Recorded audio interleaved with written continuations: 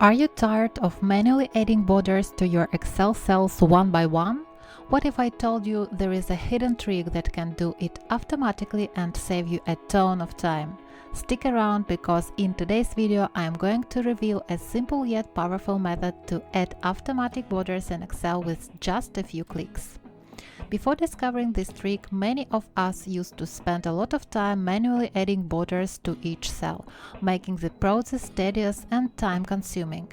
It was frustrating, especially when working with large data sets. But there is a smarter way to do this. Let me show you.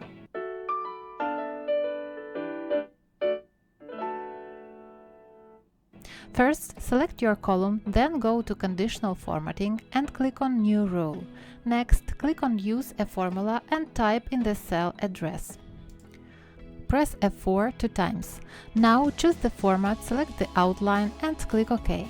Click OK again, and now when you type anything in the selected cells, you'll see the borders appear automatically. As a result, you now have a quick and efficient way to add borders to your Excel cells without the hassle of doing it manually. This trick not only saves time but also makes your data look neat and professional. If you found this video helpful, don't forget to share it with others who might benefit from this tip. Thank you so much for watching. Bye-bye.